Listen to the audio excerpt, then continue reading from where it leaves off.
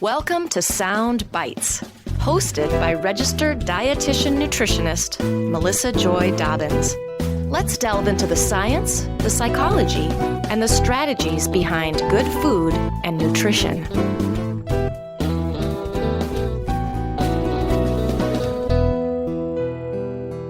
Hello, and welcome to the Sound Bites podcast. Today's episode is about why it's so important to better understand nutrition research and build confidence reviewing studies, and also why research translation is so challenging. Much of our conversation today will be geared towards registered dietitian nutritionists and other healthcare professionals, but really anyone who's listening can gain a better understanding of and appreciation for nutrition research. My guest today is registered dietitian nutritionist Karen Collins. She's a consultant, writer, and speaker who focuses on translating nutrition research related to heart health, cancer, and their intersection. Karen is a nutrition advisor to the American Institute for Cancer Research and authors research summaries for health professionals as well as nutrition-related articles for the public. Karen also writes research reviews that run on her website, which is KarenCollinsNutrition.com. And I'm so excited that I just learned recently that she is receiving a medallion award from the Academy of Nutrition and Dietetics. Welcome to the show, Karen. Oh, thank you. I'm delighted to be here. I am looking forward to this. I've been wanting to have you on the podcast for a long time. This is your first time on the show, but we've known each other for years, and I just love the work that you do. I want everybody to know that this episode is not sponsored. And I would love for you to share more about your background, the work you do, and of course, this exciting award. Well, thank you. The Medallion Award is truly the honor of a lifetime for me. It is an award given by the Academy of Nutrition and Dietetics to recognize high standards of the profession through accomplishments, leadership, and service to the profession and to others. And interestingly, the process of my nomination for this Medallion Award has actually prompted me to do a lot of retrospective thinking about my career. And I realized that my tagline, which is taking nutrition from daunting to doable, which I developed intending to convey how I help others become less daunted by nutrition, could really apply to how I see nutrition research translation, how it's been for my career. Mm-hmm. I got my bachelor's in dietetics at Purdue University, where I did honors research in dietary fiber, which is a full circle bit to the work I do now. I completed a dietetic internship at Barnes Hospital in St. Louis. Then after a few years as a hospital clinical dietitian, I left for Cornell University, where I earned my master's in human nutrition.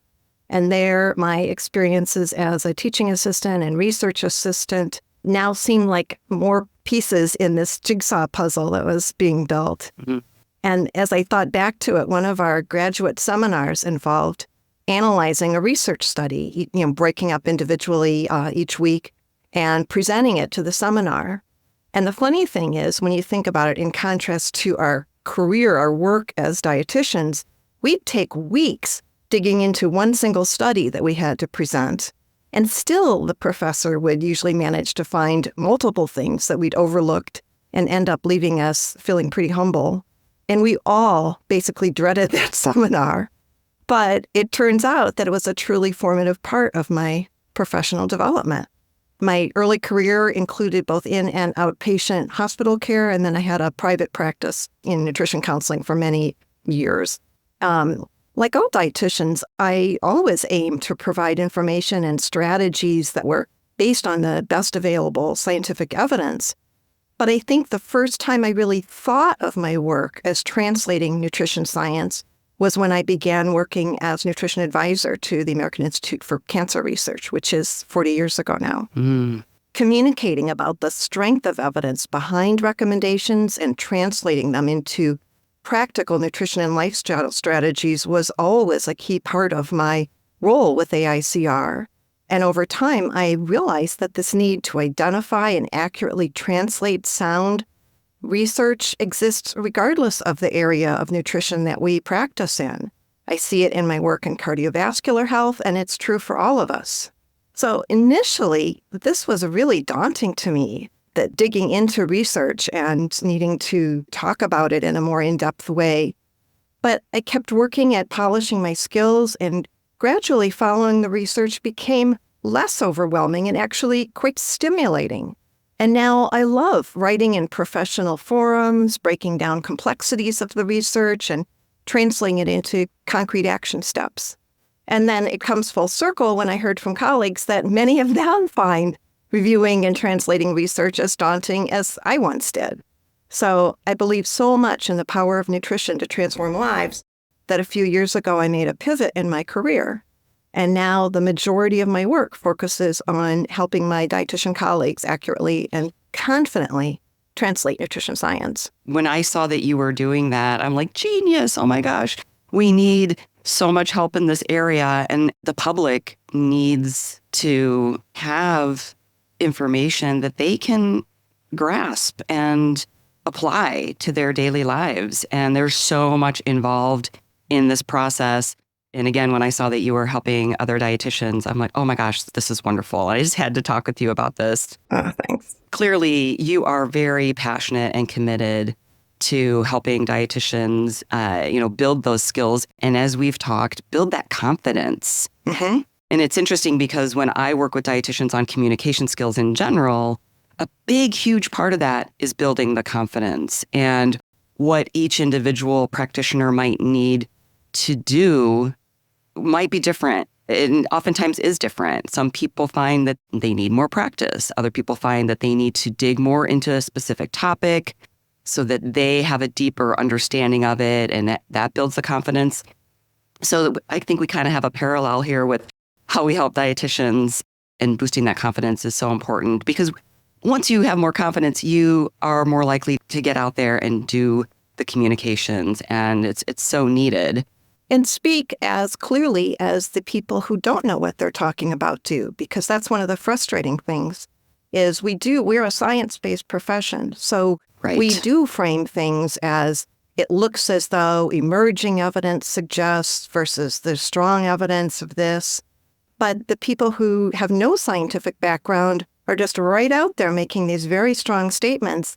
And just because of the way they say it, I think it can make some people trust what they're saying more than when we're trying to be Accurate. cautious and accurate. Yes. So we still want to be accurate. Yes. But we need to be able to have some confidence in our translation that it's science-based. Absolutely. And I talk about that all the time when I help other dietitians with their communications is we have to be accurate and science-based, but we have to be compelling because these people who are saying they can easily be compelling because they can say whatever they want. And so there's a huge challenge there for sure.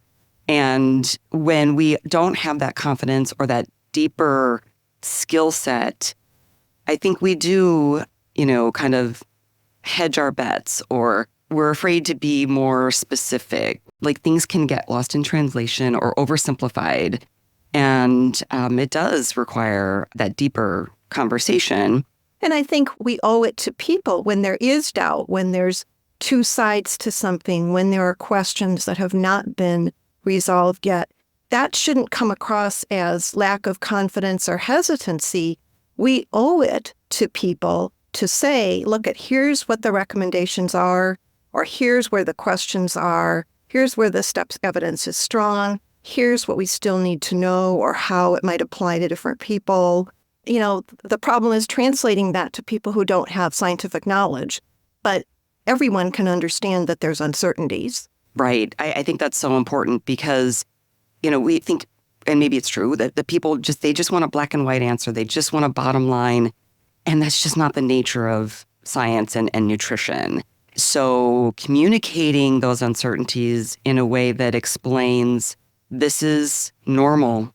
This is where the science is to date. Like you said, these are the questions. This research has showed us. Now we need to look into this. And I did an episode with Dr. David Allison where he articulated quite a bit of that we need to be more truthful in our communications, which isn't that we're trying to, maybe necessarily tie everything up in a pretty bow, But if we start having more of those conversations about the uncertainties, then people will be more comfortable with that. It's challenging and it's maybe a little frustrating, but they'll understand more that that's just the nature of nutrition and science. So let's talk more about all of the information and misinformation and disinformation out there. You may be articulating more about the nature of the rapid pace that, we were seeing all of this stuff. And also wanted to mention, when we brought up the topic of accuracy, and yes, we have to be evidence-based and sound science and accurate. And sometimes what I talk about in communications is we maybe don't want to get so tied up with being accurate that we lose sight of maybe what's meaningful. So we can be accurate, but kind of frame it up in a way that is maybe more meaningful or helpful. And I think addressing some of those uncertainties can be a part of that. Yeah, I think people are so inundated with information now that it's very different from when you and I first began our work as dietitians.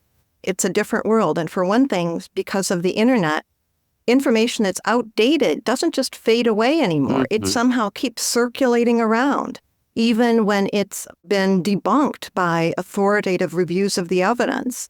So it's very confusing to people.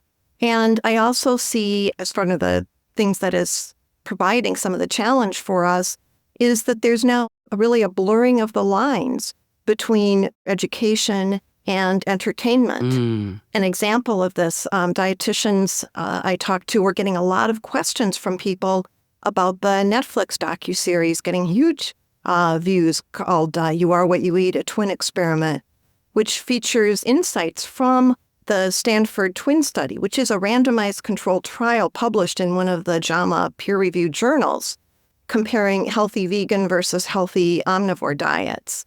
I found both the series and the study very interesting. But the problem is dietitians were being asked about this docuseries. Of course, people hadn't read the study. And the docuseries doesn't mention that it actually diverges from the study in several key aspects and throws in some information that wasn't at all part of the study. So it really became quite confusing.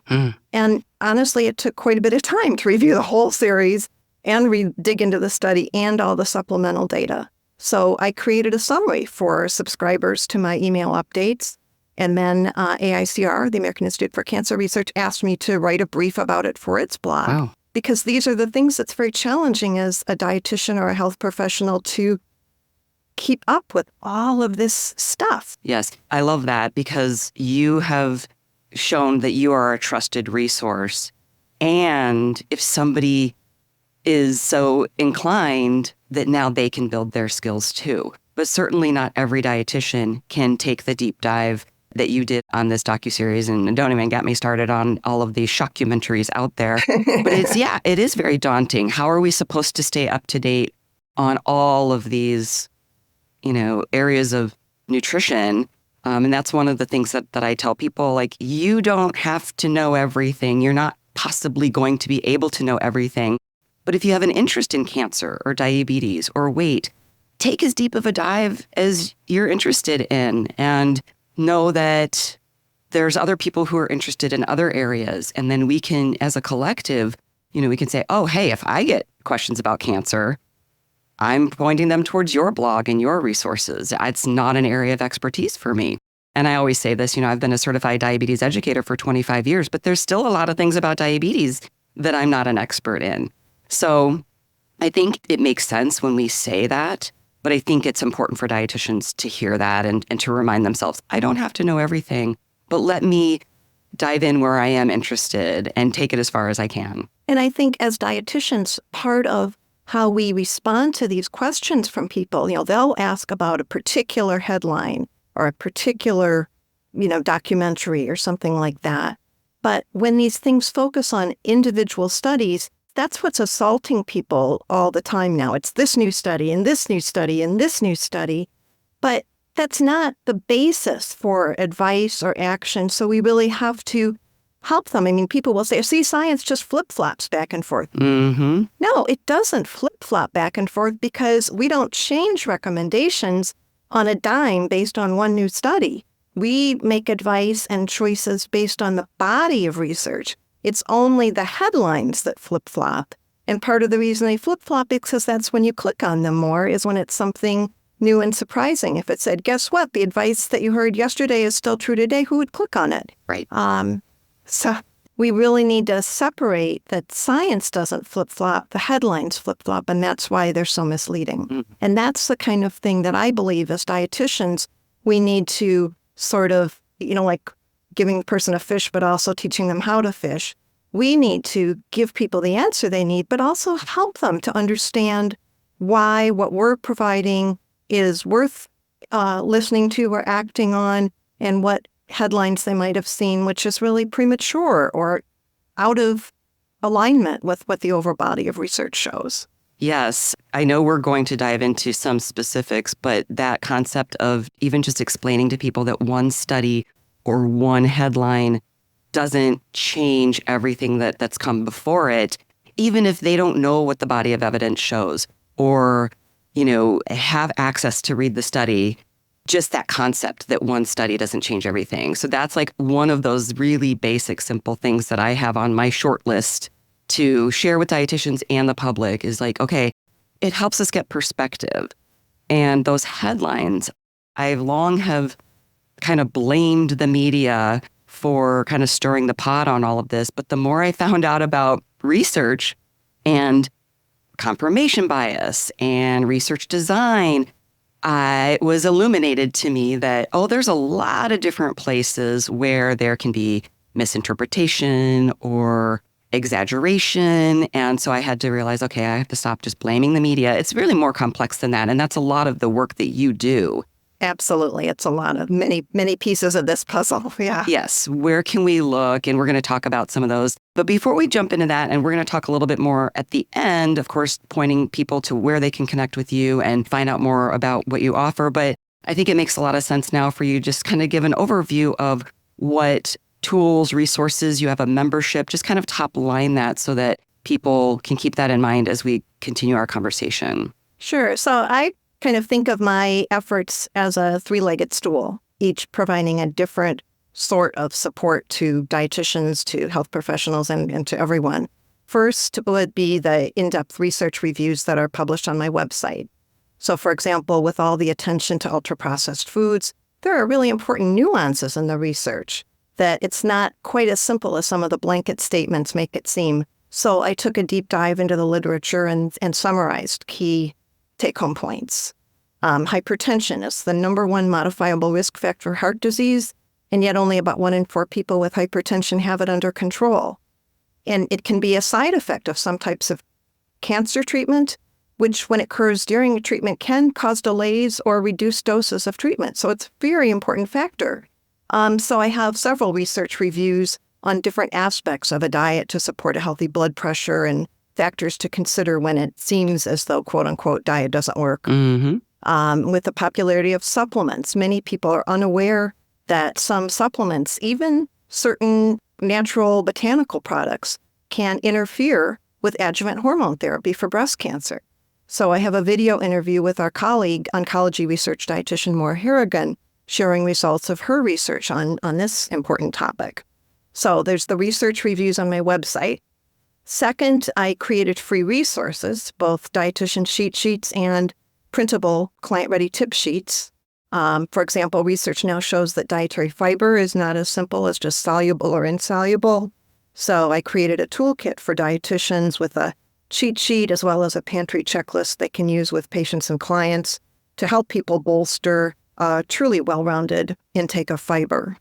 Dietitians were telling me they found it challenging to communicate about the benefits of nitrate-rich foods for healthy blood vessels amidst concerns over nitrates in processed meats, increasing risk of colorectal cancer. So I created a dietitian cheat sheet on that, and on a whole range of topics. And then I have client-ready tip sheets, for example, on an anti-inflammatory diet, a Mediterranean-style diet, on increasing magnesium consumption, all to help dietitians actively involve clients in identifying the choices that will work in their lives. So the research reviews, the resources, and then third, the newest leg of the stool here is a few years ago, I created a Dietitians only membership program, the Daunting to Doable Nutrition Pro Circle, which here again actually has 3 elements. We focus on building understanding of current research. So we dive into topics that members want to know more about or are asked about and really want to understand the research. But as we do this with a goal of, along those lines we mentioned before, of not only giving the fish, but teaching how to fish, really building skills in research translation. And by going through this repeatedly on different topics, it's like building muscle memory that can then be applied to other research. So it might be understanding the difference between a hazard and a risk when there's things in the headlines. Mm-hmm. So we're understanding the research, then we talk about communicating the science accurately and confidently.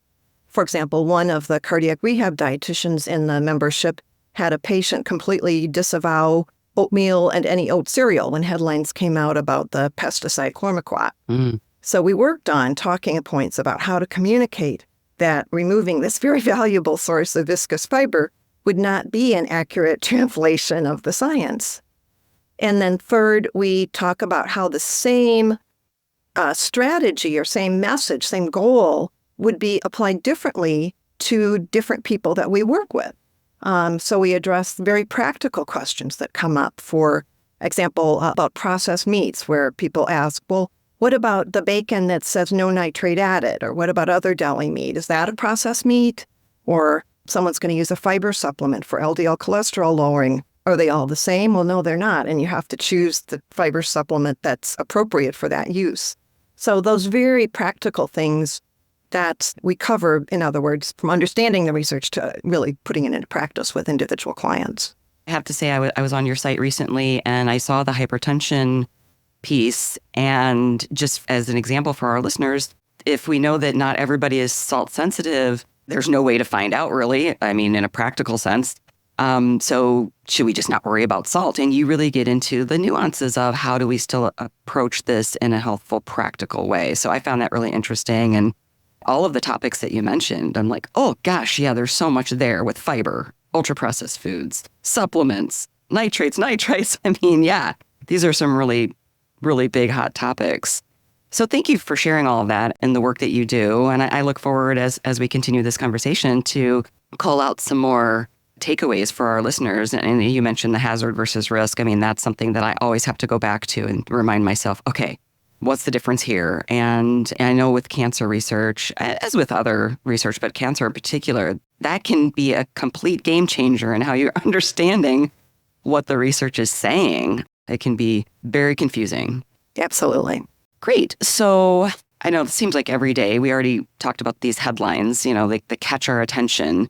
And I feel like whether they're compelling or sensational or somewhere in between, I feel like the headline is just that tip of the iceberg. There's so much more beneath that. So let's walk through, where do we begin? What should we be looking for when we see these headlines? How do we take it to the next level? Well, first of all, although it's very hard to do, don't go by the headline. That is what draws our attention. That might even be all you see.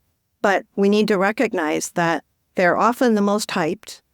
They often are not even written by the person who wrote the article. They're written by someone else who doesn't necessarily know the topic at all. Mm-hmm. And so they may not be an accurate summary of the results and certainly not of the takeaway points at all. So just acknowledging this headline is just to get your attention. Yes. Then the very next things I would do is to check, first of all, what is this coming from? Is it a conference summary, which would be presenting research that was not peer-reviewed yet? And conference research is very valuable. I love going to research conferences. But the purpose of those presentations is to collaborate with other researchers to identify, someone else will say, did you look at this? Did you analyze for this? So it helps them to polish up or look at their research before they submit it for publication. It's not a takeaway message. Or is what you're seeing from a peer-reviewed journal? Or is what you're seeing a blog or article post from someone with a personal point of view, maybe even with a goal of selling something? Those are 3 really different categories.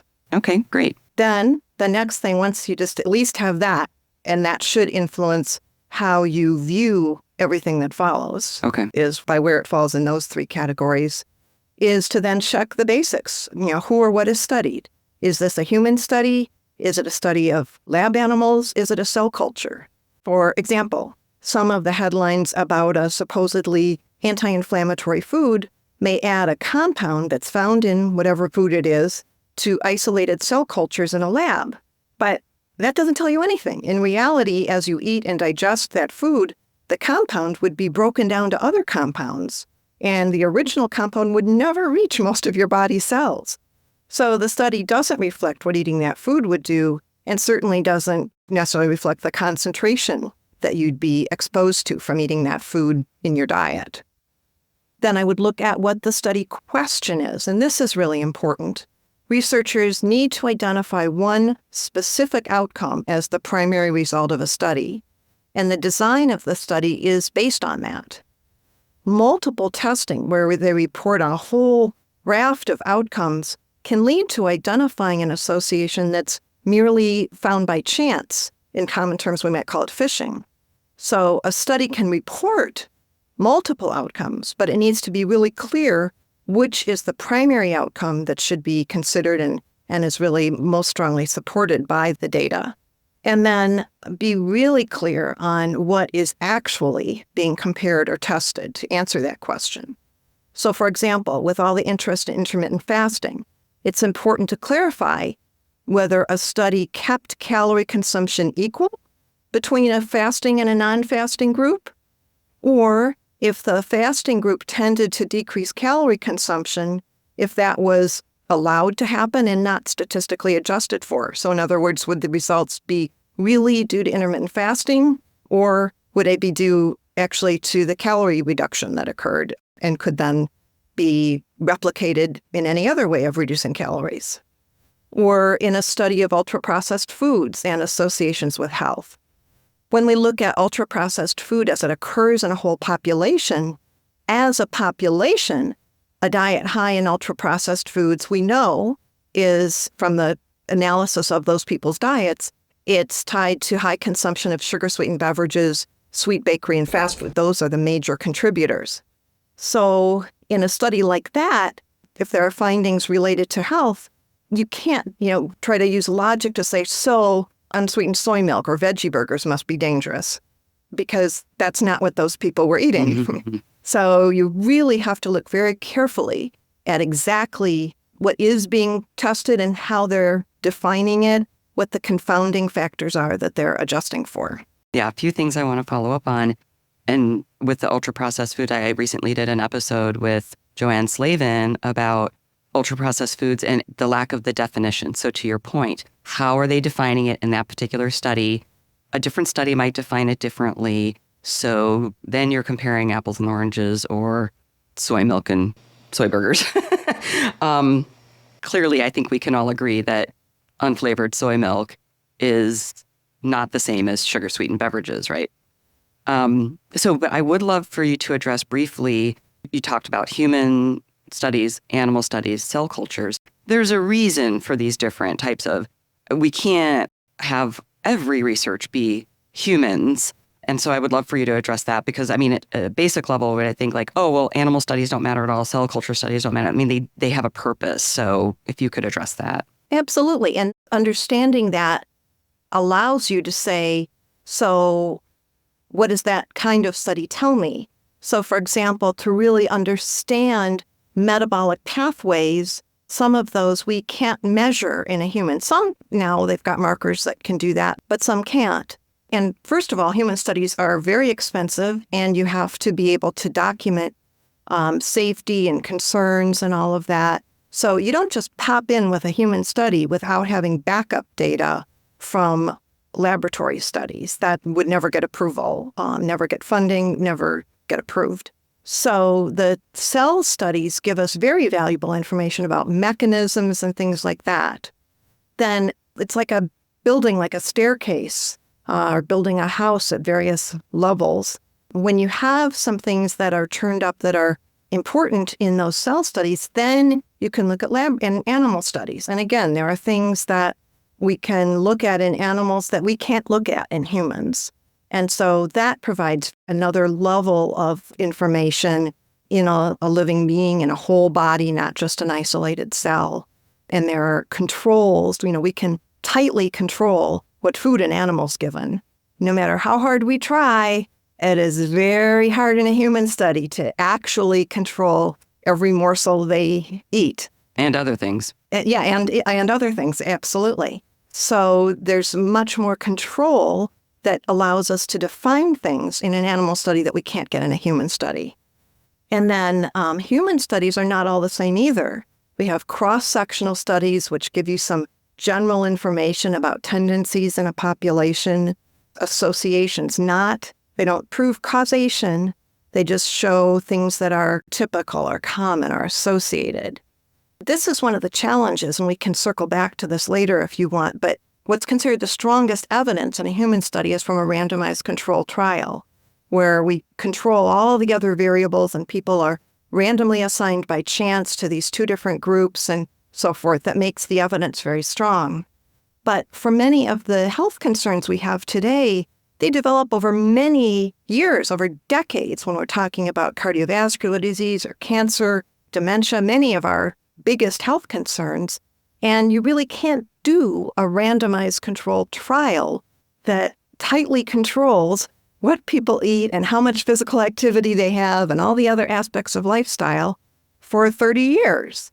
So a good quality prospective cohort study, it's observational, but if it's done in a thoughtful manner with appropriate adjustments and controls and methodology and analyzed appropriately, can also give us very strong evidence. But so that's why no single type of study, the randomized control trial, it will generally be smaller. You might get more blood work and things like that than in a population observational study of thousands of people. So each of these, it's like we're putting a jigsaw puzzle together, and each kind of study adds an important piece of that puzzle. And it's only when we put all the pieces together that we have the best available answer for people. Thank you. And you addressed the association or correlation versus causation. That was also going to address that as well. And that's also when I say my short list, one study doesn't change everything, is explaining to people just the difference between the correlation and causation. And correct me if I'm wrong, because I say this all the time, but I would say the majority of nutrition research is observational just by the nature of nutrition research, just because it is so difficult to do randomized control trials. I mean, maybe that's not how you would say it, but I feel like a lot of the data that we have is correlational. I suppose it depends. Well, when we look at whole diet, I would agree with you. The thing is that often when we look at the laboratory research, it's not looking at, a raspberry or tea or fish or whatever. It's looking at components of the nutrient of omega-3 or calcium or vitamin D or protein or, fiber or all these different things. So, yeah, I think when you're looking at food-based or diet-based research, a lot of our evidence comes from observational studies that then when we see something and the evidence is consistent, then there's a basis to do an intervention trial, which would be a randomized controlled clinical trial, where we can test. So it looks like in this population, we consistently see eating more of this produces this result, or eating less of this produces this result. How about if we do an intervention and have people eat more or eat less or do this or do that? Will it change the outcome? And that's a different question. That's the causation you're talking about, as opposed to did it turn out that the people who ate this way actually had a whole lifestyle of healthier habits? They also were different in physical activity or income or education or community support, relationships, the environment in which they lived. Was it an environment that made it easy to have healthy habits or not so healthy? So many factors. So many factors, yes. Thank you. Okay, so once we get past some of those basics that you walked us through, checking some of these basics, what's the next step to actually dig into the research study? I'd love for you to comment on even getting access to the study, like open access versus if it's not available, if it's behind a paywall, or, and this is another layer, is just research that doesn't even get published, probably beyond the scope of our conversation. But what are those next steps to get that study and dig in? Well, as far as getting the paper, I think, the first place I always start is PubMed, because it will often show if it's published in a journal that would have a paywall. There might be another access that is a government website that would be free of charge. If I don't see it there, then I'll go to Google Scholar, which tends to turn up other places that a research paper might have been published or shared, for example, on a researcher's website or something like that. Every now and then, if I can't get it through Google Scholar, I might check my preferred web browser with the topic, the study name, the author's name, and every now and then it turns up. Depending if you're in any dietetic practice groups, some DPGs may offer access to a research database on certain topics. If you really want the study and you can't get any of those places, you can email the corresponding author. If you're not familiar with doing this, you don't just randomly pick an author or pick the first one listed. In the author listing, they'll indicate, sometimes with a little envelope or with an asterisk or whatever, who is the corresponding author. And you can email them and ask if they would be willing to share a copy of the study with you. Oftentimes they are. And if you still can't get it, then I think it's really time to decide, is having that single study really going to change your advice or choices, given that it's really the overall body of research that's most important? You might decide it's not worth it. And if it really is, then, I would consider paying. Sometimes they're very expensive, and as soon as you see the price, it's like, well, it's not that important to me. But other times, it's not that expensive, and, it's supporting good research. And then, however you get the study, I think as you were asking about next steps, Melissa, as far as, we went through kind of what are the basic things that you would check through. Then to really dig in, I would look more at the results and differentiate, just as we differentiated association versus causation. Is it statistically significant or not? Because it would often be stated as a trend or something. But if it's not statistically significant, it is possible that the results occurred by chance. And so they could be an indicator, but you shouldn't bank on it. And then beyond, is it statistically significant? Is it clinically meaningful? So a difference could be statistically significant, especially if it's in a very large study and they have a whole lot of data. But sometimes, is a 0.1 difference in CRP, a marker of inflammation, is that clinically meaningful? There might be a certain difference in hemoglobin A1C. Like, is every single difference clinically meaningful? On the other hand, sometimes it might seem like a very small difference. For example, with weight loss, we know that even a 3 to 5% weight loss, to some people that would be like, are you kidding me? That can't possibly be meaningful. But we know that indeed it can be, especially for people with, say, visceral adiposity and so forth. So it is really important to ask both of those questions. Okay. Is it statistically significant? And is it clinically meaningful? Oftentimes, if it's a small pilot study, it might not be statistically significant, even though it seems to have a strong association shown.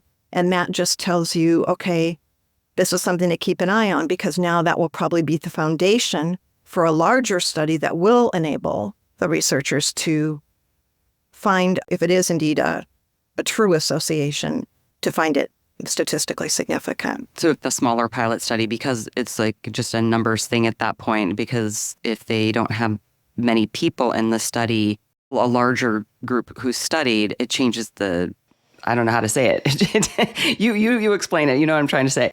Well, first of all, they would often do a small pilot study as groundwork to be able to do a large study.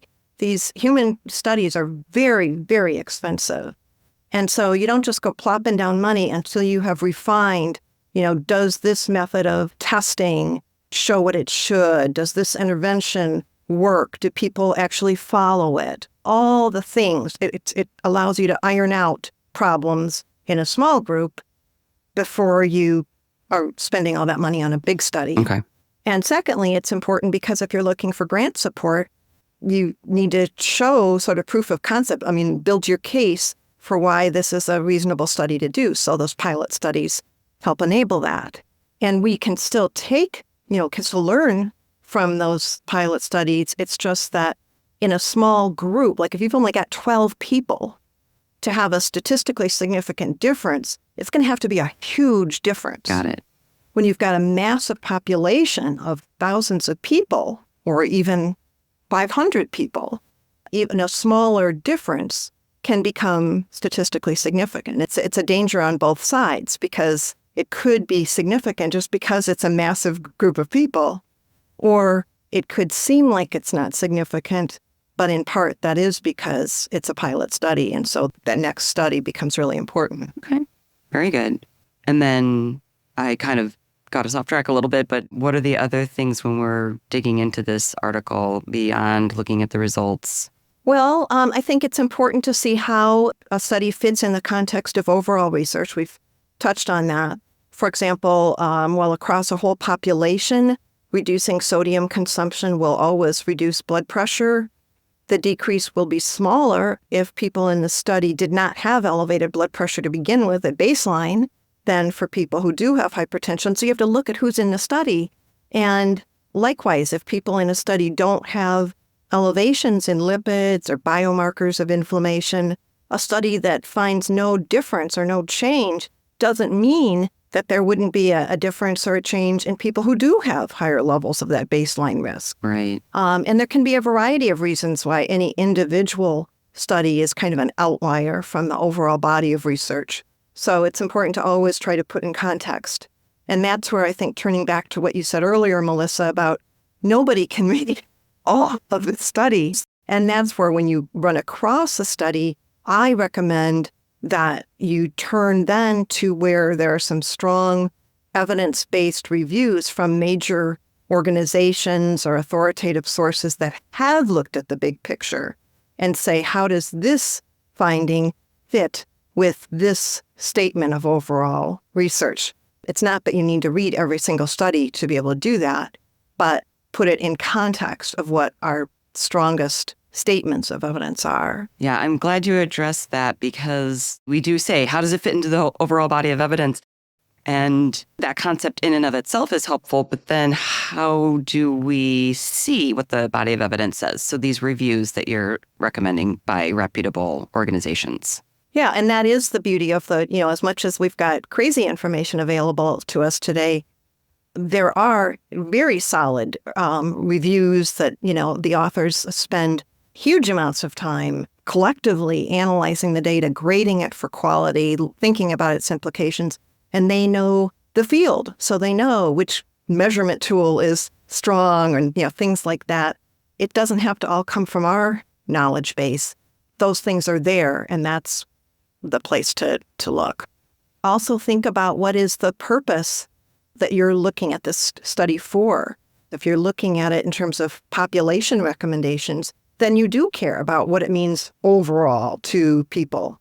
But if you're talking about it for a given individual, patient or client, then it matters how the people in that study or the conditions in that study, are they the same as the person you're talking to or not? So, for example, changes in carbohydrate or time-restricted eating may show significant results for people with insulin resistance that aren't seen in others. It might be a whole host of different dietary factors based on age, on how physically active someone is, on whether they have a baseline health condition. And a study in, healthy 20-year-old college people, because that's who's handy at the university, doesn't necessarily reflect the population of sedentary 60-year-olds that is the person you're talking to right now. Mm-hmm. So you really do have to look at, regardless of whether the results are statistically significant and clinically meaningful in the people in that study, are they clinically meaningful for your purpose? Mm-hmm. That's, really a separate question. Yeah, and we hear this a lot. Like, what are the limitations, and does this or can this apply to a different population in the population studied? Exactly. And sometimes it does, but you can't assume that it does. You can only assume that it's covered by the people in the study. And again, sometimes it might be an overall population, but if only 20% of them have the health condition you're interested in, well, then, it may not be as representative of what you can expect as a study in a different group. And sometimes that explains, like, why are these two different studies showing different things? Well, this one was in this group of people. This one was in this group of people. And it could be a whole host of differences between them. Right. Very good.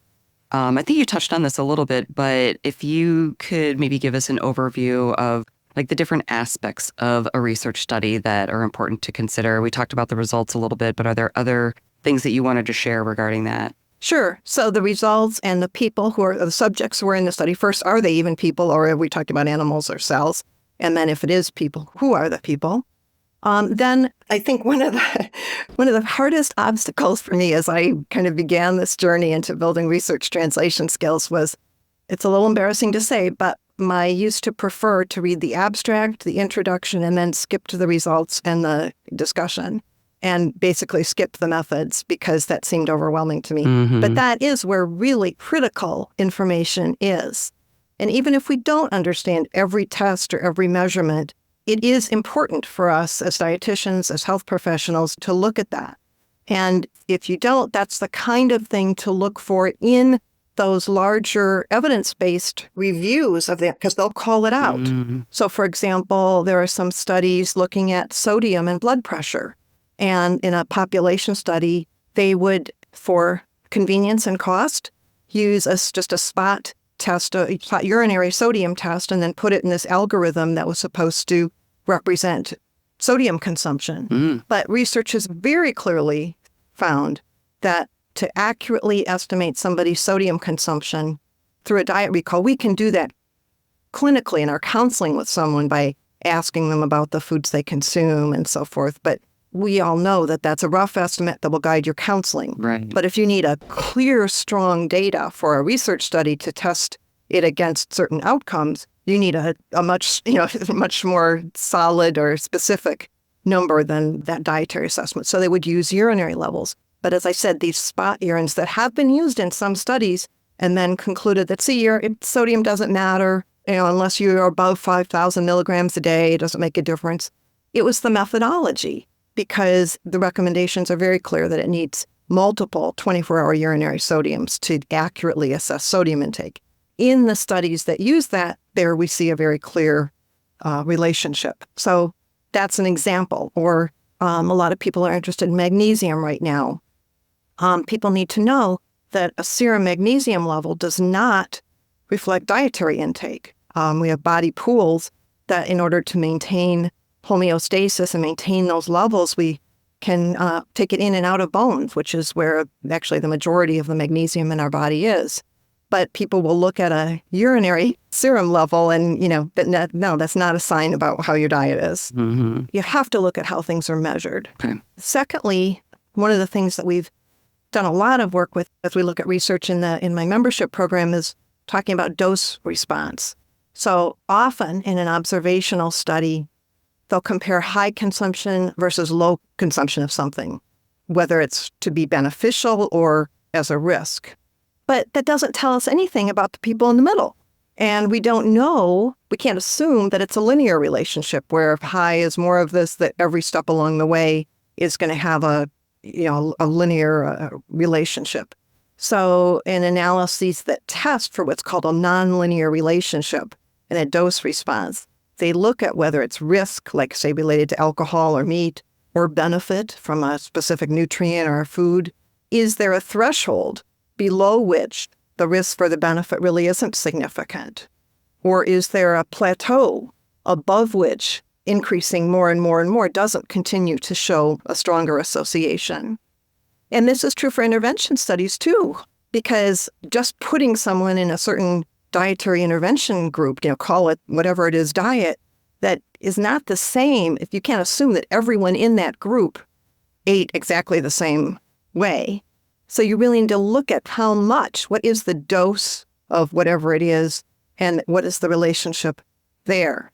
And then a third thing I wanted to mention is that we're more and more seeing meta-analyses, which adds a terrific, great value by combining different studies and analyzing them together.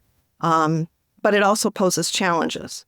So one example would be that you'll see in a meta-analysis, this combines data from a bunch of studies and analyzes them together, there'll be a summary statistic of an association. But we want to know, did all the studies in that analysis basically show a similar thing? Or was that the score when they're all put together, but actually very inconsistent results in the studies, which is very important because any of the recommendations, the major recommendations that we look at, that's a big part of what they look at. And if the results are very different in different studies, it doesn't matter what the one summary is, that will be graded as very limited evidence because that needs to be looked at further then. Was it because the studies did an intervention differently, they analyzed it differently, they had different people in them, or did some studies adjust for certain confounders and others didn't? Right. There's a whole host of reasons these studies could be different, but before we assume something just based on that one summary analysis, and there are, this is shown in those meta-analysis. You don't have to guess at it. It might be shown in a forest plot, or there are different statistical tests that identify how much, it's called heterogeneity, how consistent or how much difference is there. And so as important as these meta-analyses are becoming, that is something I would encourage people to look at. Great. As we're heading towards wrapping up, I have several more questions for you, but I was just curious if you could just address some of the most common challenges that you've seen, maybe with your membership group or just among colleagues, or even with the general public, if that applies, just some common challenges that you see in understanding, interpreting, and translating just nutrition research in general. Sure. So, a lot of this we covered, so I'll be kind of bulleting these things together. But another concept that comes a lot is we're talking more and more about dietary patterns, that it's not individual foods and nutrients as much as a whole overall dietary pattern. But see, how do we define that, or how do we measure it? So just because I call it a Mediterranean diet, are all of these diets called Mediterranean the same? Are they implemented the same by different people? There are scoring systems that are usually used to identify high or low alignment with a certain name, the dietary pattern. But we have to recognize that, especially in these observational studies, that those scores are generally comparing people not to a certain standard, like this is what an ultimate Mediterranean diet is, so how are you compared to that? No, they're comparing to different people in the study. So, for example, if my study group, if the people in a study were people like when my son was 16 years old, all his friends, a high Mediterranean diet score would not be a very high bar to reach in terms of, say, amount of vegetables consumed or something like that. Whereas if you're talking about a Mediterranean population, especially formerly, not current, or in the Adventist health population that is largely vegetarian, high vegetable consumption is a whole different amount of vegetables than in some other populations. And so you have to recognize, look with consideration. I mean, ideally, you see a dietary pattern score associated. Look at the data, and it should be there. So exactly how many vegetables were those people eating? Or exactly how much whole grains were they eating? Or how much fish, whatever it is. Because that changes how you would interpret that in the advice that you would give. So I think that's important. We talked about making sure you think about who's in the study and what their baseline level is when you're looking at effects or changes or associations. Really thinking about the quality, the strength of evidence, which there are now scoring systems that some researchers will use, especially, for example, in meta-analyses. You have to remember, and this is one of the other things about meta-analysis that I think has made it harder for us as we try to read these studies, is the quality of the data of a meta-analysis is only as strong as the quality of the studies in the study. Right. And when you're reading a single study, you can look at those methods and you can see who was included, who was excluded, how did they measure things. When you're seeing this meta-analysis of multiple studies, that's not so easy. You have to, if you really wanted to do it, you'd have to backtrack to each study in the meta-analysis. But there are often grades where they have criteria for the strength of evidence. And one of the tricky things is just that Some of the grading systems particularly emphasize randomized controlled trials as the strongest evidence and downgrade prospective observational studies. But as we said earlier, you have to be aware that for some research, the strongest evidence when you're talking about a long-term condition is going to have to come from a prospective observational study. So, look at the grade, but then think about what the grade is based on. We talked about thinking about dose, how important that is.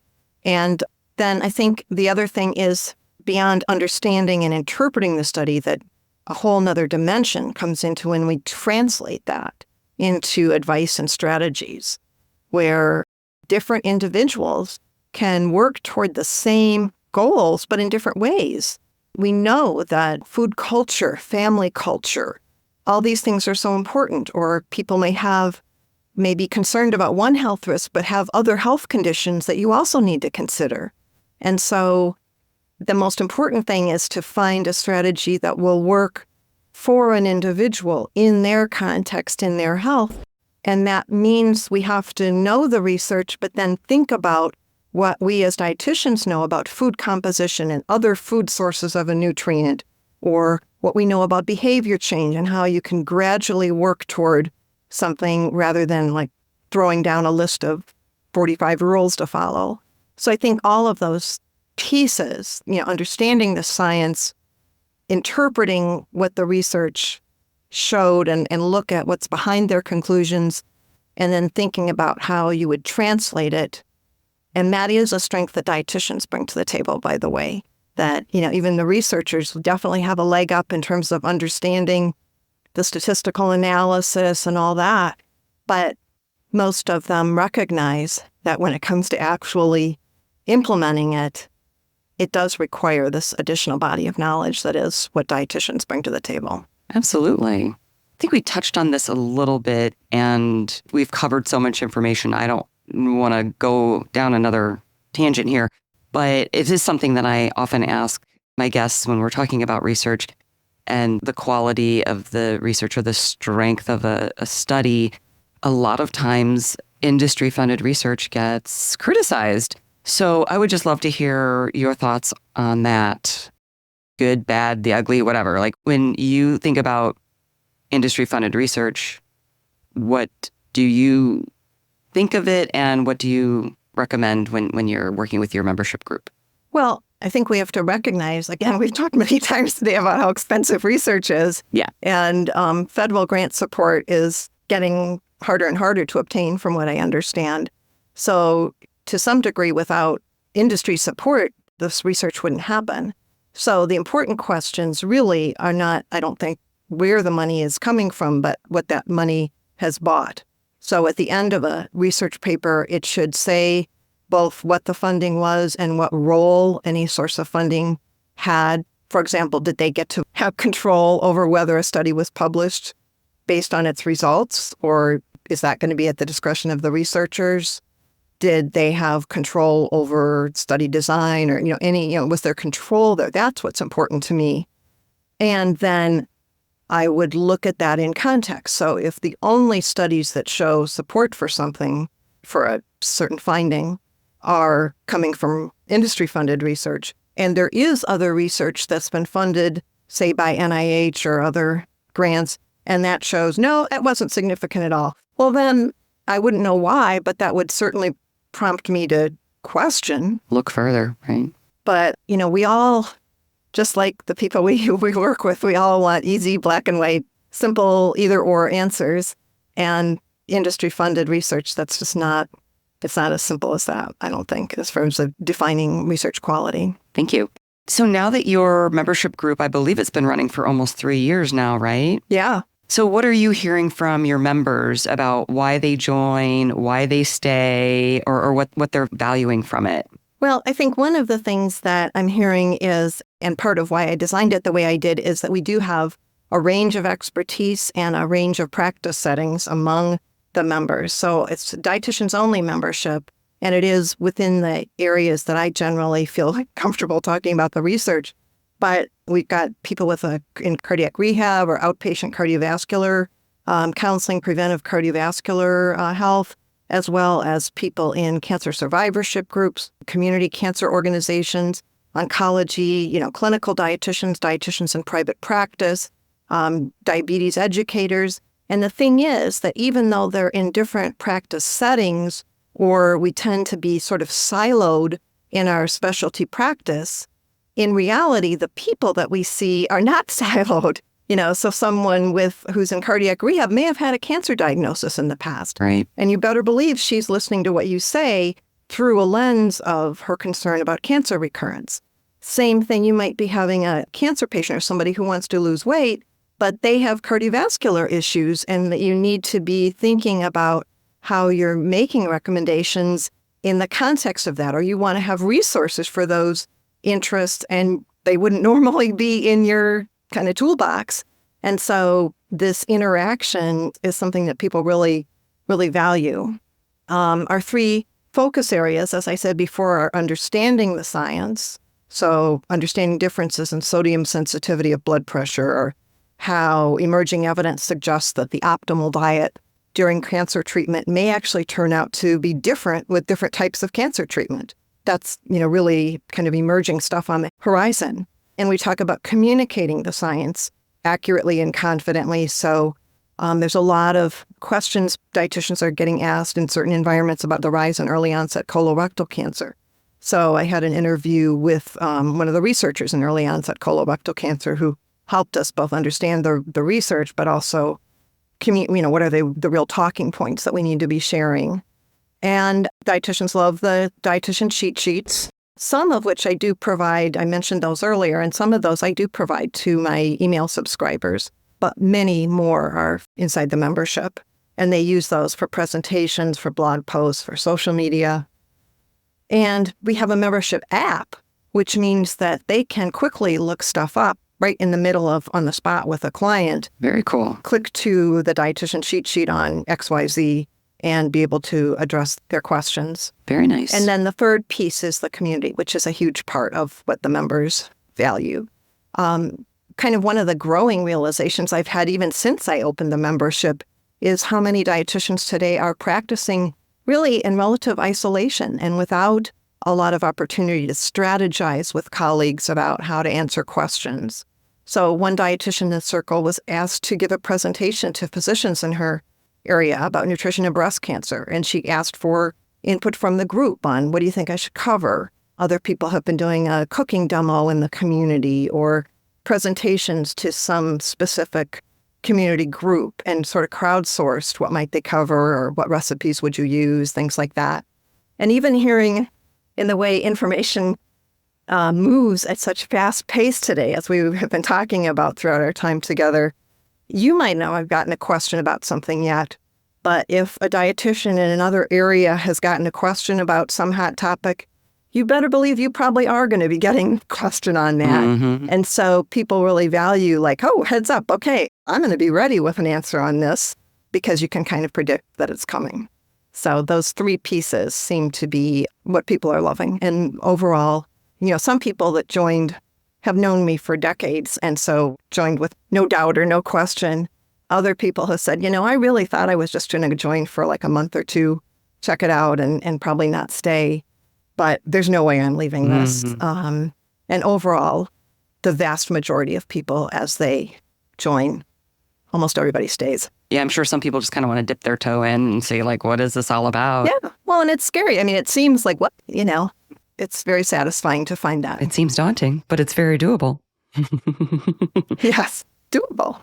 Wonderful. Well, I would love to just hear maybe a few bottom line takeaways, at least one for the general public, and then, one for dietitians or other healthcare professionals. And then, of course, we want to reiterate your website and how people can get a hold of you. And you had mentioned there's information that's available to anybody on your site, but then there's your newsletter where people get a little bit more that they won't just find on the website. And then there's the membership. So it's kind of like 3 inner circles there. That's right. A lot of 3s today, a lot of 3s. I love it. It's the whole media, number 3. So for the public, I think really the bottom line out of all this, it's maybe not as specific as some of the examples we've talked through today, but it's really that if you are interested in nutrition and you believe, that it's significant, you need to be as selective about the media you consume as the food you consume. It's easy in today's world to just scroll.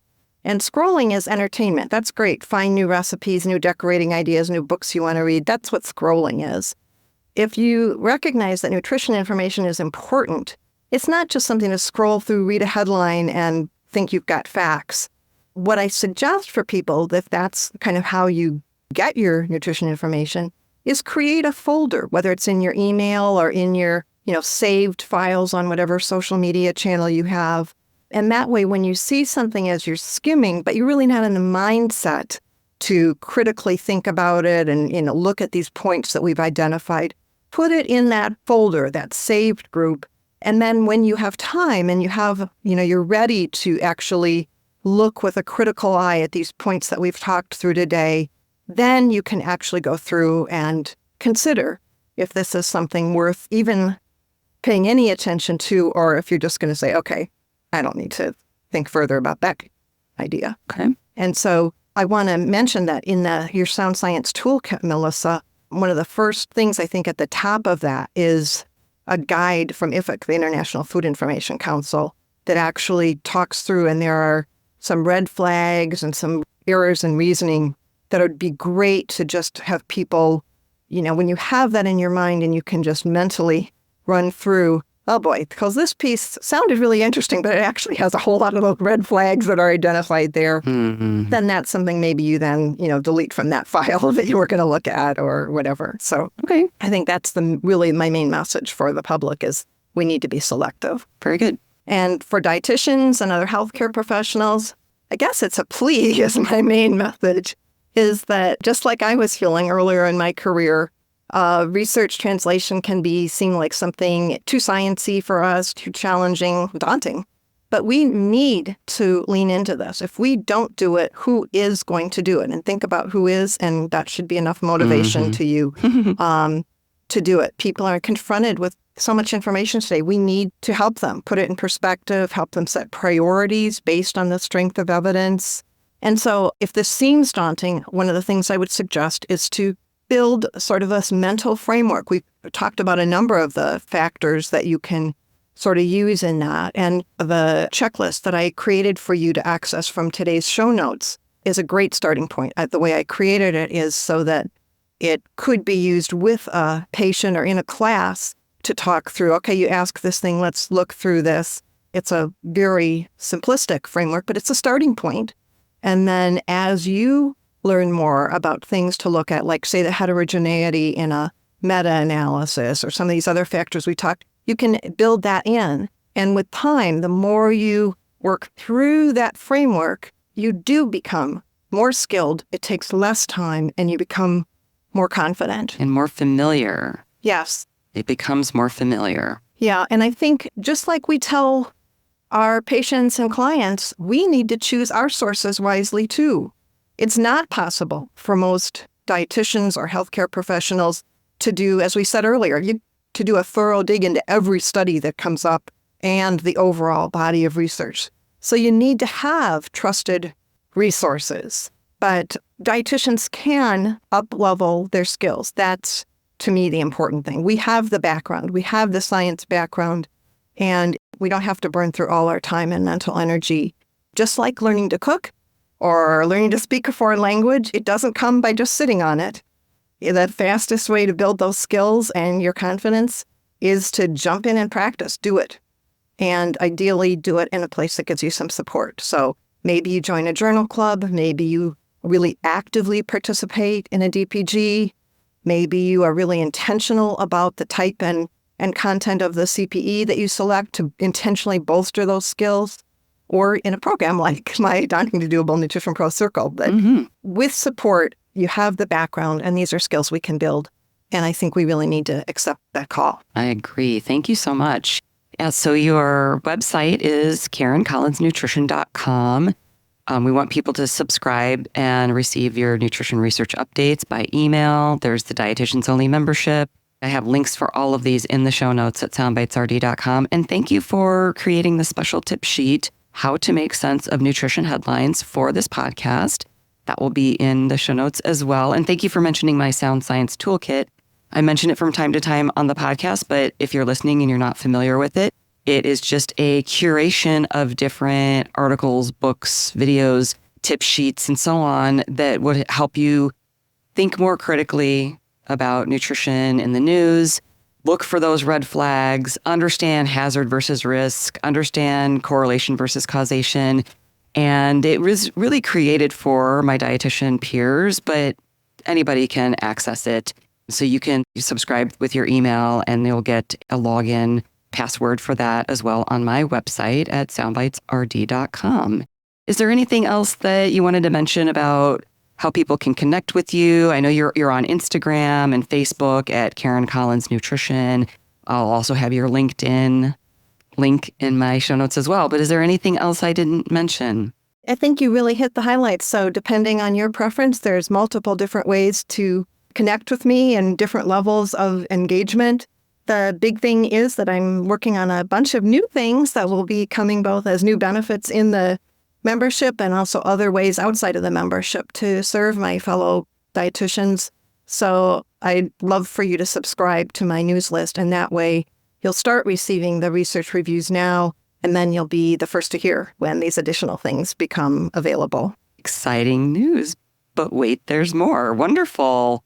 Well, thank you so much, Karen, for coming on the show and all of the awesome work you do. Congratulations on your medallion award. That is so wonderful. You are so deserving. And I'm just honored to call you a colleague and friend. And I'm just excited for everything that you're doing. Thank you, Melissa. My pleasure being with you today. Wonderful. And for everybody listening, as always, if you like this episode, share it with a friend. Listen to another episode. Follow the podcast on Apple or Spotify or wherever you consume podcasts. But most importantly, as always, enjoy your food with health in mind. Till next time. For more information, visit soundbitesrd.com. This podcast does not provide medical advice. It is for informational purposes only. Please see a registered dietitian for individualized advice. Music by Dave Burke, produced by Jag and Detroit Podcasts. Copyright Soundbites Inc., all rights reserved.